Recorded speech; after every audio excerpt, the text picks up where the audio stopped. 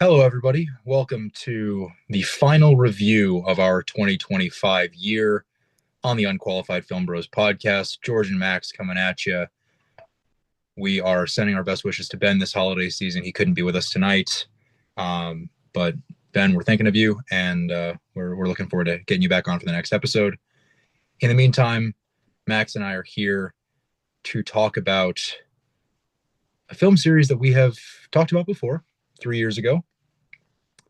As promised at the end of our last episode, we are talking about Avatar Fire and Ash.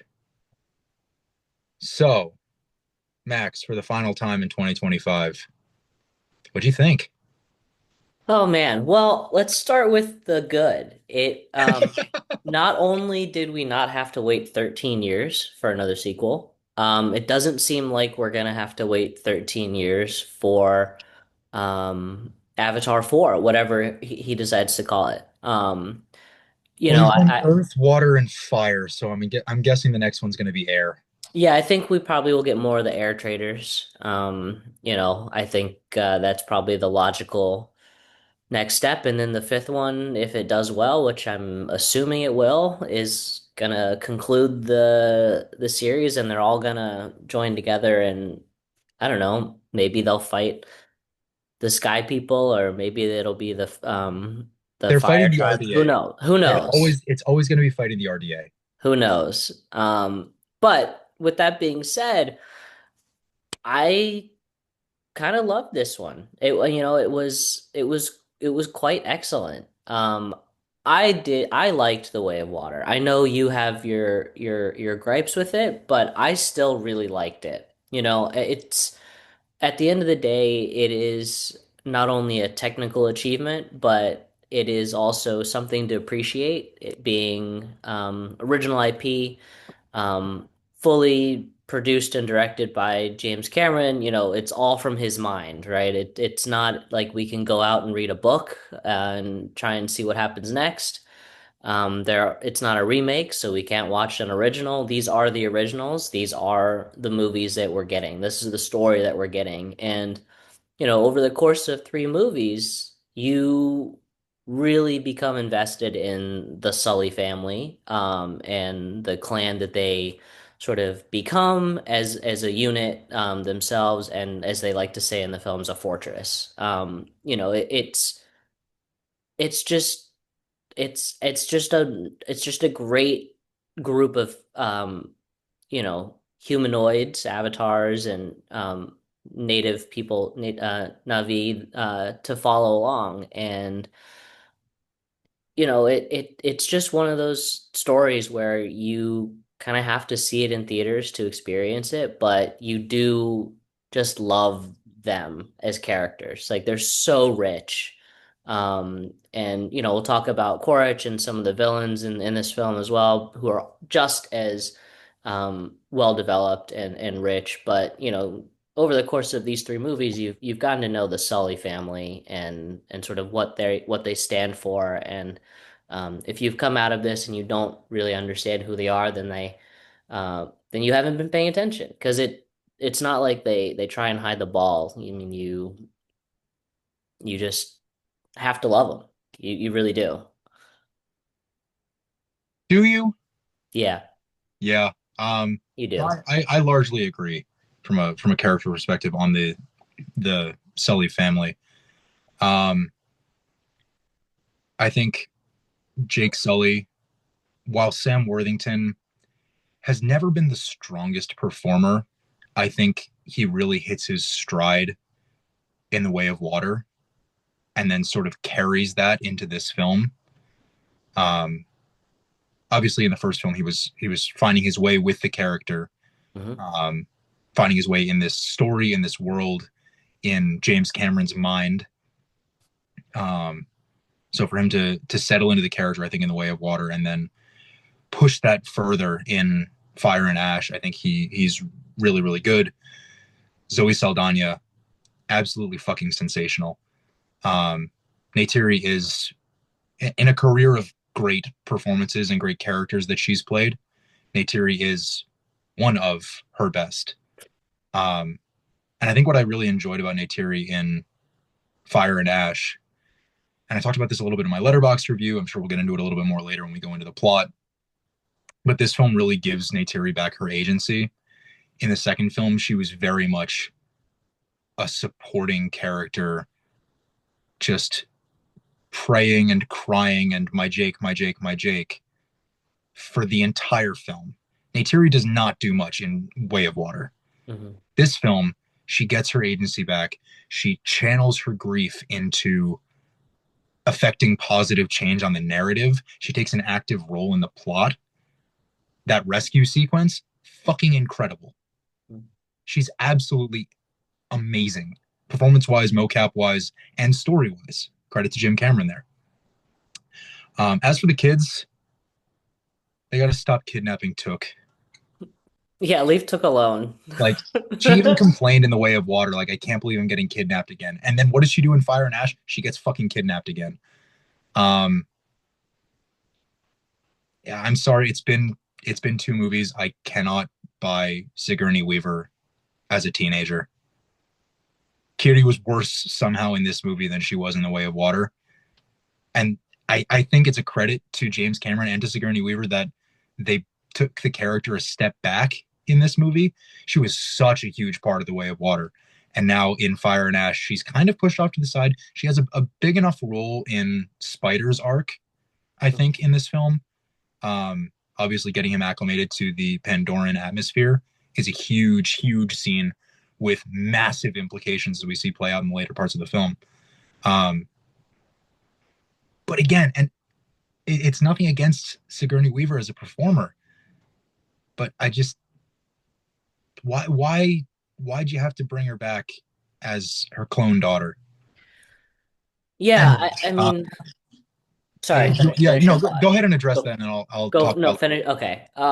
You know, it is, I agree. It is a little bit discombobulating, I guess, to sort of hear um, Sigourney Weaver's voice come through of like I don't know, a 15-year-old, I guess, at this point or something like that. So that is a little bit strange. However, I still find the character of Kiri to be really, really interesting. Oh, Um, absolutely.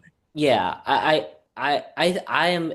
am willing to set aside the weirdness of it, I guess, to sort of because I'm just interested where she goes from here, right? Like you're absolutely right. I think in The Way of Water, she had a huge role, almost an outsized role in sort of advancing the plot of that film and her exploration of, I guess, her seizures and sort of what the cause of that was and And and figuring out who she and was, you know. her larger connection with Awa.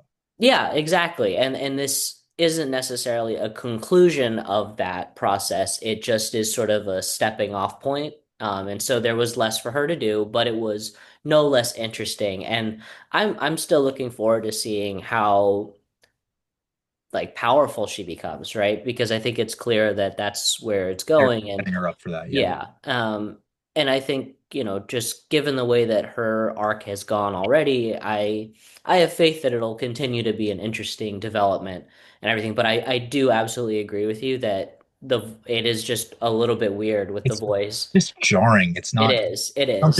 something doesn't Yeah. click. Like there's some modulation that they're doing like with Yeah. her voice that is throwing me off. But, And then again, very, very weird to see her stand next to Grace in yeah. the final scene. Yeah, that was weird.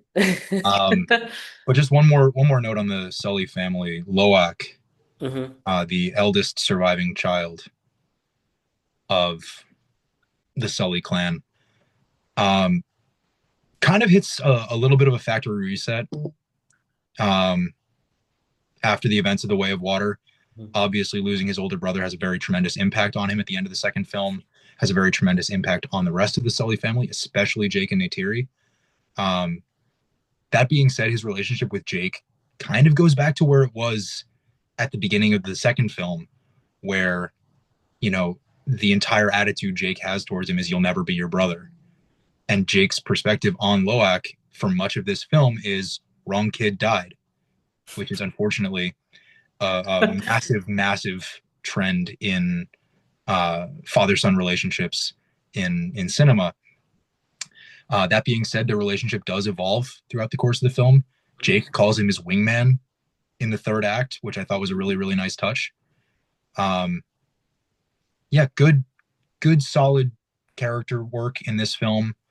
Uh, again, exploring that connection with the Tulkun community and feeling like an outsider. While we don't see as much of the outsider nature because he's kind of pushed off to the side for a lot of the film, he does serve as kind of our main character for a lot of the second act, Yeah. especially when the family is split up. So I think what we get from him is like Kiri stepping forward into more of a prominent role down the road. Yeah. Loak is also showing in this film what he can do to be a leader, Hmm. and that has massive, massive implications for uh, where this story goes from there. He narrates the film. I mean, we're getting That was also an interesting choice. Did the first yeah. two films have a narrator? Yes, I mean, not really, not in the same way. It was Jake in the first one because of the video logs and everything. Right. And then I And that's a believe the stylized second choice. one was more Jake as well. But this was the first shift away from sort of the main voice that we're hearing, be not Jake, not be Jake. And there was a small part of me that thought maybe Jake does die. Um, Oh, in this, I had I zero not doubt that he would survive this film. I would be I would have been shocked if it had happened, but there was always that little part of me just because of the way that Loak was talking about him. It was always in the past tense. Um, it was Loak and not Jake. Um, and it started to feel like it ramped up in terms of the level and amount of voiceover that we were getting from Loak. But, I never really thought, because of events that happened in the film, I never really thought that it would happen. I just thought it maybe would come out of nowhere and it would just kind of be a shocking kind of a thing to us, but it never really became a serious, thought in my mind that it would happen. But it would, I guess I sort of lowered my surprise level if it did happen or something like that. Yeah, I think you're right. That would have been absolutely shocking. Yeah. I think we would have seen new levels of pain and grief in Neytiri that we have not seen before, even when her Yeah. own son died. Oh my God. Um, Jake does feel, and maybe it's the Loak narration, maybe it's Hmm. just the sheer runtime of the film and having to fit all of this stuff in. Yeah. Um, and we'll get to that. I have more on that in a second. Um, but Jake does feel, for a lot of the second act, pushed to the side. Yep. There are long drags of the film where we're not talking to him at all or not seeing him at all. Hmm. It's really focusing on the kids or on Quaritch and Varang or on Neytiri and her relationship with her faith and with her community and her family. Hmm. Um, but yeah, what was the point I was about to make? Oh, about the Something about runtime. what? Yeah. Okay. Yeah. The Yeah. runtime, yes. Over 315. Yeah. I think I think 318 is the official runtime. I might be wrong about that. Yeah. I mean, it clears 3 hours. Way of Yeah. Water was 312. The Yep. first one was 249. Yep. Um, this film, I feel, doesn't drag as much as The Way of Water did. I feel like it is paced better. The first act is an editing nightmare. It is choppy. It is jumping all over the place. You're still, as an audience member, at least for me, I don't know about you, Max. Um, I felt like I was like getting readjusted to the visuals of Hmm. Pandora. And so with some of the choppier flight sequences, um, when like Loak is having his little dream sequence at the beginning there, Hmm. um, it just felt kind of all over the place. And then it sort of settles in when the story takes off. Hmm. Um, again, all to do with Spider. But not a lot could have been chopped out of this film, I think. Yeah. Whereas It's very tight, surprisingly so. with Way of Water, you could have cut 45 minutes out of that movie, and I don't think it would have lost anything. A lot of it was reintroduction to Pandora, reintroduction to the Na'vi, and spending a lot of time with the kids. When after the first movie, we were really there to see Jake and Neytiri and Quaritch, especially since they were bringing Quaritch back. Well, yes and no on that. I mean, I think you probably could have cut some stuff from The Way of Water, but I don't know if you could cut 45 minutes. It feels like a lot of the development that the kids get in The Way of Water is kind of this idea of legacy, and the idea is that when you introduce the kids, you got to give them their space and their time for That's you to breathe and actually develop and organically feel like they're real characters. And, I think some of that is a product of the fact that we had to wait 13 years. So the reintroduction, I think you probably are right, is that some of that maybe could have gotten shortened or whatever, but I do still think that it was a necessary reintroduction into the world of Pandora. And to be honest, it was a little bit of a softer landing than even in Fire and Ash, maybe, where you're kind of thrown back in, which is great. I don't have a problem with that. But for maybe more casual fans of the franchise, that it it was like a little bit jarring to be just thrown right back in, and that the softer landing in The Way of Water maybe worked a little bit better in that, yes, it might have been a little bit too long, but that it still was a bit of a runway back into the story, which is fine, right? It works, it maybe doesn't work. It's just a choice that gets made. And at the end of the day, he's gonna make a 4 hour movie if he wants to. Yeah, initial cut of this film, by the way, was 9 hours. Yeah, Um, yeah. so I'm going to push back on that while agreeing with it Mhm. because I do think the softer reintroduction was necessary in The Way of Water. Mhm. Obviously, here it's only been 3 years, so we don't really need that.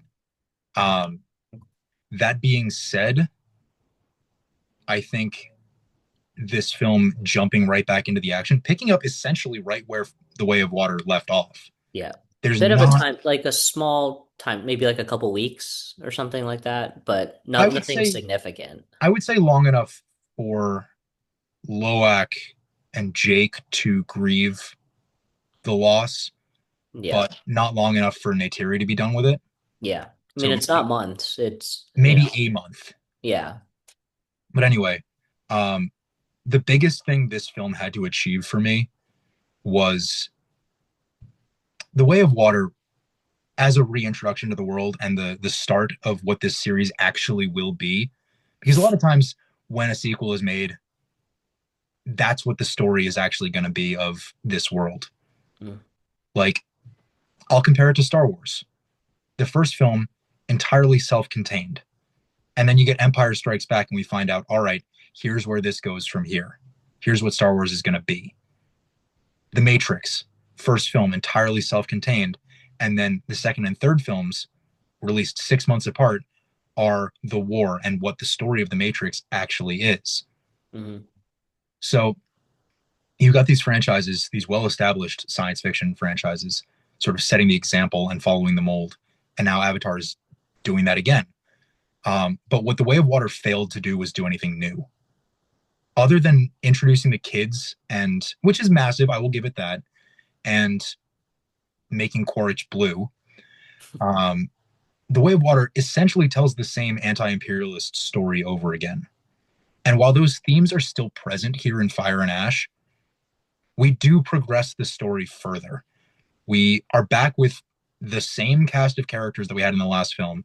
I think introducing the new characters, so many new characters in the second film, allowed Cameron the space to sort of rehash a lot of what he had done in the first film. In this film, we have the cast established. We can progress the story further forward, and sort of see more of what Cameron envisions for what this story is going to be. I think that comes a movie late, just in the narrative, but that's just personal opinion, um, personal preference rather. And the story of this film really fucking works for me. I mean, I was going to save this for the end, but this is far and away my favorite of the three Avatar movies. I think the first two movies I went 3.5 out of 5 on Letterboxd. This was an easy 4.5 out of 5. This movie, takes what Cameron envisioned for Avatar and presents it in a way that is productive to the narrative, to the overall story arc that we're going to get over 5 movies, hopefully 5 movies. Um, Gives us great character work, and the visuals, the score, the runtime, like they're all still there from the previous entries. But it just feels refreshing in the canon to have this new narrative told on top of what's already been established. Mhm. Yeah, Especially Varang. I Una love her. Una Chaplin has the most commanding screen presence I of love her. anybody in this franchise. I mean, Zoe Saldana in the first movie maybe holds a candle to her, but holy shit, we actually like Quaritch being who he is and what he is, and whatever conflict Jake is stoking in him, whatever, whether he survives the end of this film or not. Varang is the first seriously interesting villain this franchise has had. And it's Una Chaplin's performance that makes it happen. She's fantastic. I would push back. I think I think that with the Way of Water, I wouldn't call it um a rehash of the first Avatar movie. I do think that the because of how strongly the imperialist themes are present in the first one and how strongly they're present in the second one, I I get what I think I get what you're saying, that it does feel a bit repetitive, but I would I would say that they are rich and interesting enough that it doesn't make it so that it's repetitive in a negative way. I think that the way that the themes are presented are a natural progression of where things would happen after the first movie, right? Like it's they're looking for a new sort of drug, or the resource, the what's it called, the like the Oh, MacGuffin yeah, the no, well, the I was trying to think of the actual thing, like the goop, from um the Tulkun from the whale. Tulkuns, yeah. But yeah, I mean, I think what was interesting about that development is that it felt far more like a scientific quest, and MacGuff it felt more, it honestly felt more connected to what it felt like, a natural progression into what it would be. Because they have their big ass base in the water. Like they're much more fortified and solidified on Pandora. So they're The not just RDA, you looking mean? for the unobtainium. Yeah. Yeah, yeah. They're looking for the Tulkun. They're looking for the yellow, like brain matter fluid or spinal fluid from them, to be able to use as a scientific development, not just a money-making cash machine that the rock was. And so that, that makes sense to me. And that's never really going to go away, I don't think, in 4 and 5. Um, In the second film, it felt a lot like the push for the unobtainium. mhm, This film, they sort of push it to the side a little bit and give us something new with Spider and his adaptation to the Pandoran atmosphere, mhm. and the cilia getting into his nervous system and reprogramming his DNA. That's a really interesting science fiction aspect to this story that I feel is going to have massive implications moving forward, because that's really what the RDA is after for the bulk of this film. And then as we get into the like later in the second act, start of the third act, we start to almost fall backwards into, well, we're still going after the Tulkuns and we're going after that yellow goop. Yeah, because I mean that's been the core mission for the past two films, and like the newest development is, oh shit, Spider can breathe without a mask, and oh shit, we know why, and it's because of the ceiling, all that stuff changing his DNA. Then he becomes the most valuable thing on the planet, and so yeah, it does shift, and so I think I appreciate that it is, that's a big change, that they're adding something new sort of in the middle of it. But still, at the end of the day, they're still looking for the Tulkun. That's a huge part of it. You've got Scoresby and Scoresby, who by the way yeah. could not have gotten off screen fast enough. No, get him out. I'm so done with that character. Like I forgot I'm about him. glad. Way I'm of glad. I'm glad Payakan, or maybe it's the matriarch, took him to the depths. Get him out. I think it was the matriarch. Yeah. Yeah. Um.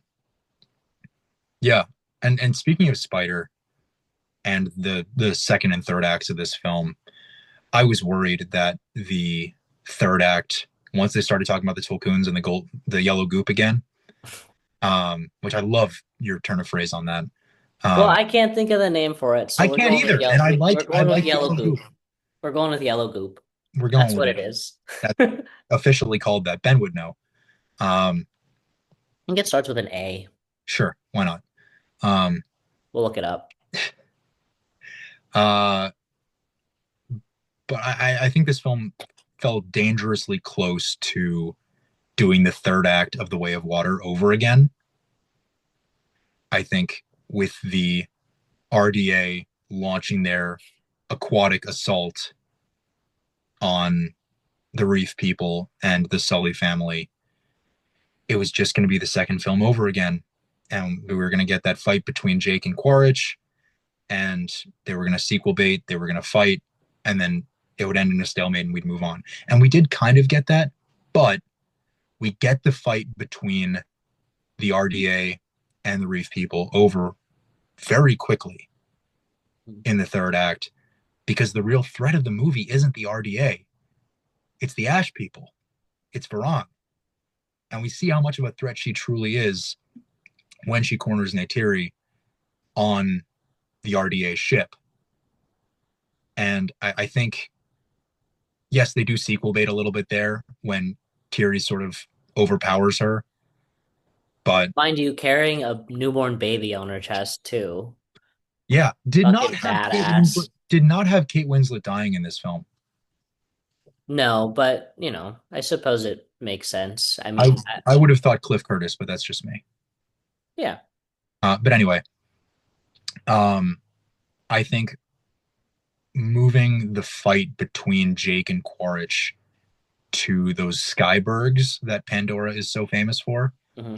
um, adds an added like element of stakes to it beyond just hey they're fighting and well they're on a sinking ship in the water but hey there's land nearby to no we're hundreds of feet up in the air. And getting sucked into the vortex and Yeah, all the that vortex, stuff. I think the vortex might have a role to play in future films just if we do focus more on the sky traders and that element of Pandora's atmosphere. Hmm. uh no pun intended, pun heavily intended. um that being said, James Cameron, I am disappointed that you went with the CGI Skybeam. That's such a Marvel move, and you did it, and it didn't have the biggest effect on the outcome of the fight, even though it did kill the general. But come Yeah, I on, was fine man. with Edie Falco dying. That's Yeah, cool. She that played that was almost no fine for me. part in the last two movies. Quaritch and Varang are the real threat here. Quaritch and Vrong are the interesting ones for sure. And Quaritch, I Stephen Lang has been one of the best parts of these movies. Oh, he's so good. Um, the reluctant partnerships with Jake Yep. in this movie, which happened two or three times, spread out over the course of the movie. Yep. Um, really, really fun character dynamic. Hmm. We get to see some of Stephen Lang's sort of comedic chops right after Jake reluctantly rescues Quaritch to save Spider at the end of the film. Quaritch just goes, "Well, this is awkward." Hmm. It's that's a Marvel line, I right? also liked drop this guy. Yes, exactly. When he's talking to the Ash people. Yeah. Um, yeah, Because Stephen I Lang, think it was the same fucking guy where funny. we was walking up and he's like, I got my eye on you. And he pissed him off just a little bit too much. Drop this guy. Yeah, and his whole choice at the end of the film, because Jake is stoking this conflict in him, like, open your eyes, you can see what this place really is. Hmm. That does strike a chord with Quaritch. I think he registers it, he processes it. He Yeah, knows, frankly, deep down, he probably knows Jake's right, but he I think feels he this does. this Yeah. sense of duty and obligation to his flag and to his position as a military colonel slash Avatar clone. Hmm. Um, Recom. Recom. Yeah. Um, thank you.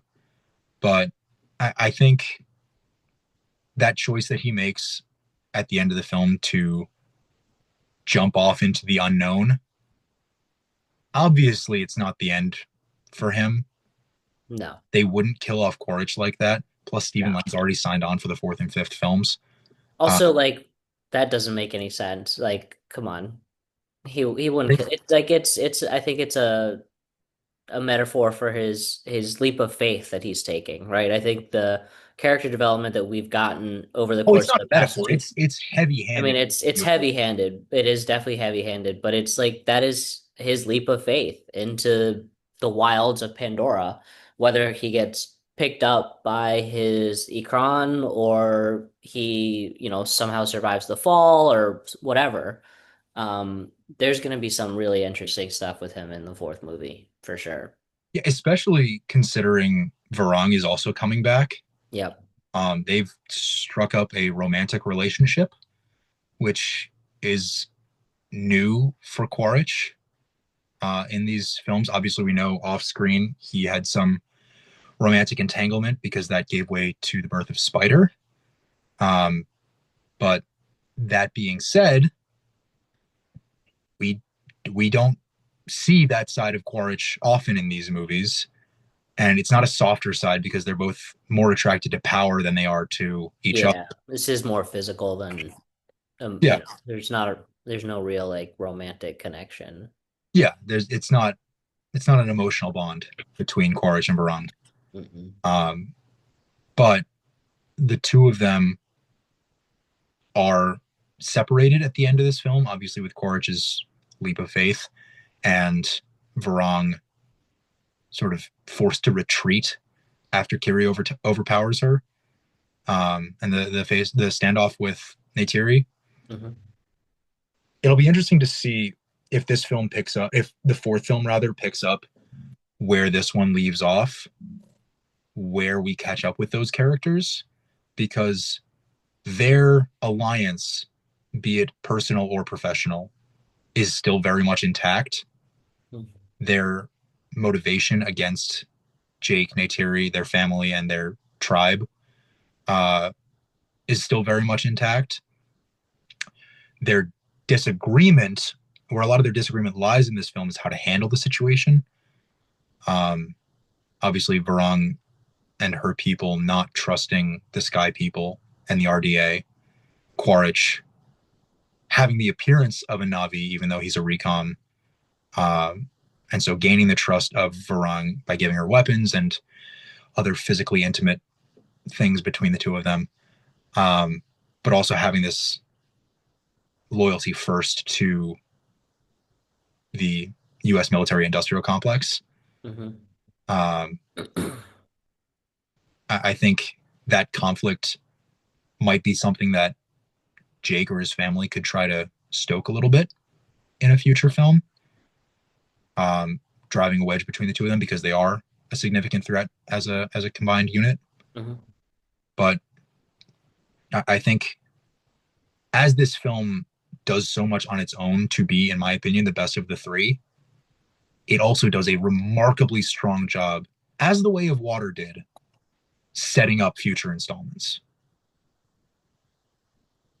Yeah, it does. Because they can go a lot of different ways, right? I mean, they could continue with the antagonistic Ash people and keep them as an antagonist through the next two films and never have them sort of reintegrate back into Pandoran society or never become part of this group that is going to go out and fight the Sky People at the conclusion of the series, however they decide it.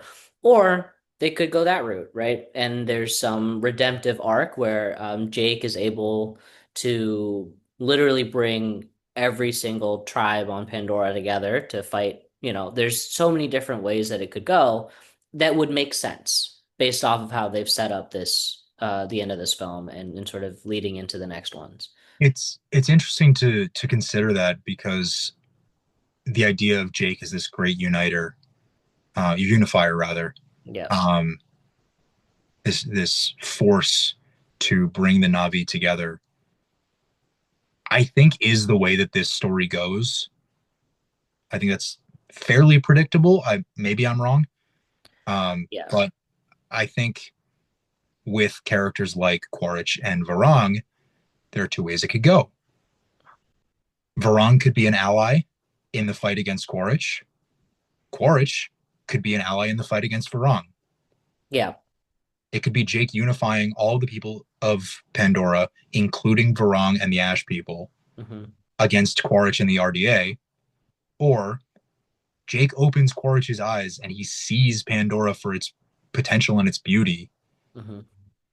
in an anti-imperialist way, and Quaritch changes his ways, but the Ash people are still a threat. Hmm. So I think those are the two primary ways that Jake's relationship with those two characters could go. Um, but you're so right that the way Jim Cameron wrote and directed this movie is absolutely setting it up for a number of different options that we can't even name all of them because we don't know. Yeah. And Some that of they them would the all best. work too, I think is another credit to the way that these are set up. And again, going back to the idea that these are original ideas. Like it's not like we can go look up what happens next. And that's part of the reason why I think the run times are earned is that we get to spend a lot of time in these worlds. We get to spend a lot of time with these characters. We really understand who they are, especially the Sullys. And that's why I think even in the Way of Water, even if it is a little bit long, perhaps, whatever, that we still get important I forgive the runtime. It's just the bloat. we still get like important character development that makes it feel earned and will make it feel like we've gotten to whatever happens, it will make sense because we know who these characters are. And look, maybe he goes off his rocker and writes something that doesn't make any sense, but that's part of the brilliance of the first three films so far is that everything so far is within the characters that we know and have started to love and care about.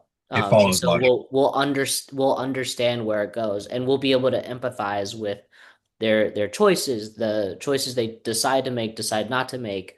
But that it can go in so many different ways, just like good art does, is that it makes us question what will make sense for these characters that we care so much about. Yeah, very well said. Um, before we wrap up, give me yeah, it's a long enough movie. Give me your three favorite scenes in the movie. Oh gosh. Okay. Um, I'm not going to be able to rank them, but I'll just give you Yeah, three just great shoot off three. scenes. I'll give you mine too. Okay. I think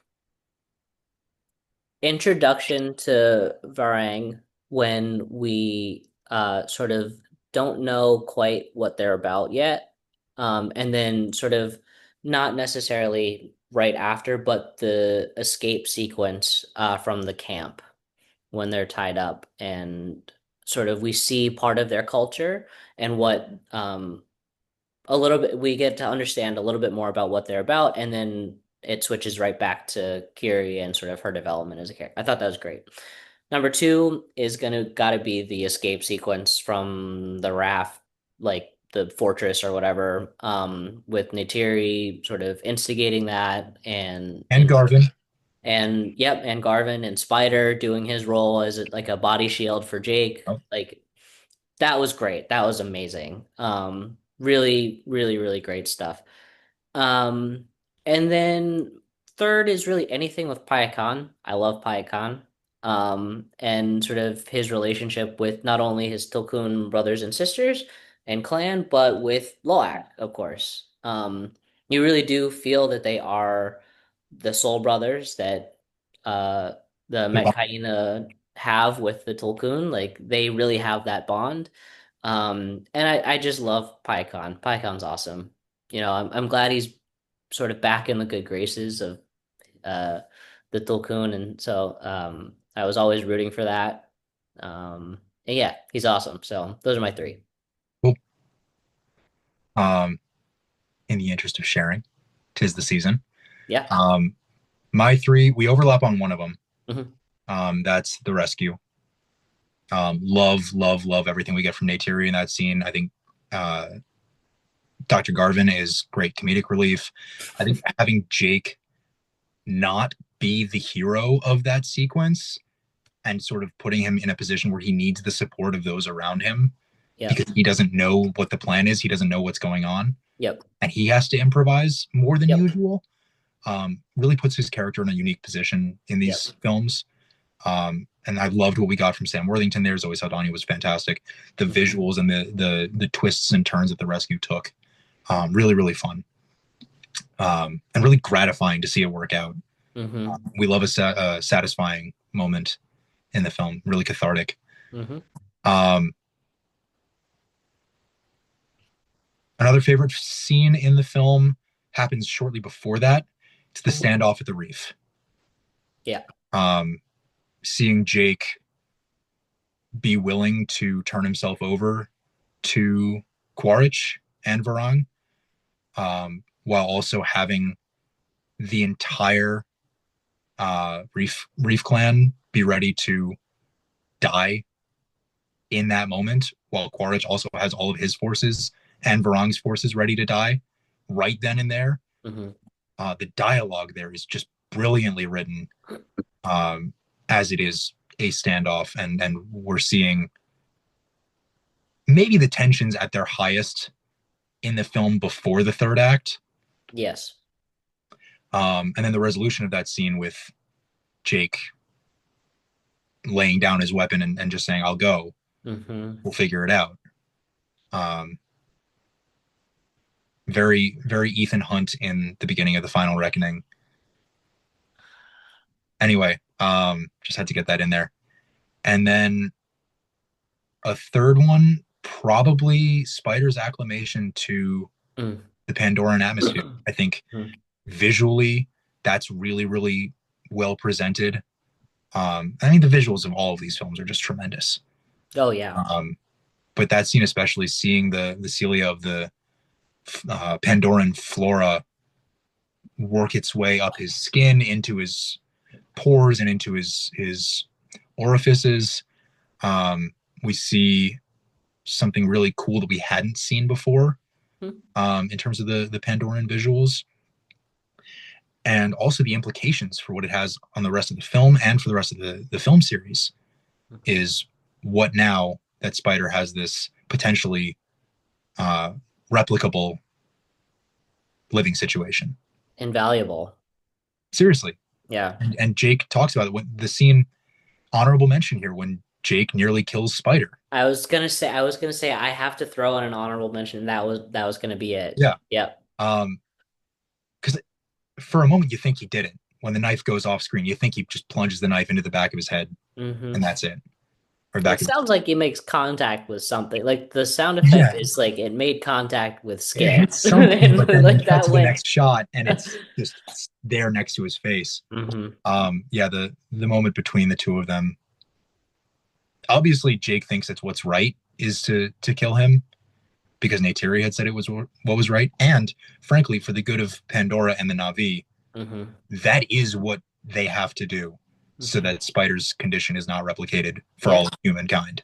But her crisis of faith and everything, where she's literally washing the paint and the blood off of her hands in the water. I Jim mean, like, Cameron's come not on, one you for could subtlety, is like he? he's not, no, it's not subtle at all. But that is such a great scene too, because she spent two movies hating this child, literally hating him and wanting him dead, like literally almost basically saying to his face, "No, I want to kill you," not hiding it at all.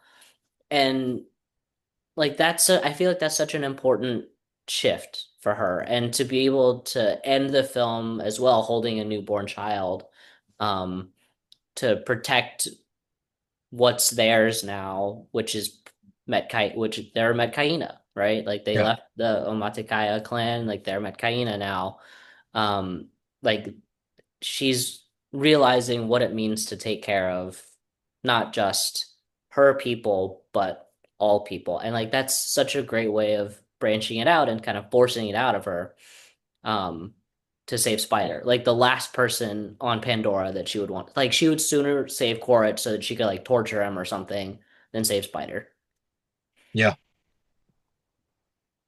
Great character moment in that scene for all Yeah. three of them. Oh yeah. And you got to give credit to Spider. Like he's been held at knife point two times in the past two movies by his family, and he hasn't betrayed them not a single time. Getting him involved in the fight with Jake and Quaritch on the Skybergs, I think, was also a really Hmm. good choice because he is as much a part of this conflict as they are at this point. Yes. So having him obviously on Jake's side against Quaritch, but sort of taking his tact a different way, Hmm. I think is really smart, really well done. And then obviously he's the saving grace for Quaritch at the end. Hmm. Yeah, it's great stuff. This movie is great stuff. I Yeah, was it's awesome. maybe it's because I recently changed my attitude on James Cameron because he is so fervently anti AI in filmmaking, which I don't know if you can tell from the All About Me, but I share that belief. I think me changing my perspective on Cameron as a filmmaker later than I should have. I will readily admit that now. Um, Probably allowed me to go into this viewing with a little bit more of an open mind, Sure. but I couldn't find a reason to dislike this movie if I tried. Yeah, I mean, it looks awesome. The story is there. We love the characters, and I think, and something that has the longevity and literally the runtime of this franchise, it's one of the most important things that you can deliver, is character development and making us feel something for the characters. Like for example, I watched Jurassic World Rebirth with my mom over the Christmas holiday. Could not have cared less about any of the characters. Literally none. There are maybe two characters that I cared about. One was a cute kid and one was a cute CGI dinosaur. So that tells you everything that you need to know about that film. Scarlett But Johansson, great, fine, whatever. Mahershala, fine, but like were there locusts? no. At least there were dinosaurs. I will give them credit. There were actual dinosaurs in this film. The dinosaurs did eat people. The dinosaurs were the bad guys. We did have to fight the dinosaurs. However, you didn't care about the characters, but you care about the characters in all three of these films, no matter what you have to say about the bloat or whatever. There's no doubt that you care about these characters. And for Absolutely. me, in these kinds of films, it's one of the most important things. The themes are going to come and go. They'll be present wherever. They'll change. They might be the same, whatever. But the characters are what are really interesting here, and we get a great product in that sense. Yeah. So, Avatar Fire and Ash is currently playing in movie theaters. See it on as big a screen as possible. Hmm. Make sure you see this in theaters before its run is over. See it before the end of the year Yeah. because our next episode will be our end of year episode. It's one of our favorites of the year. We are going to be counting down our top 5+ movies of 2025, looking at some movies we didn't enjoy so much, some movies that we might have missed, some movies that we are looking forward to in the new year. We're going to be talking about probably a dozen movies each next week. Ben's going to be back with us. We are going to ring in the new year the only way the unqualified film bros know how.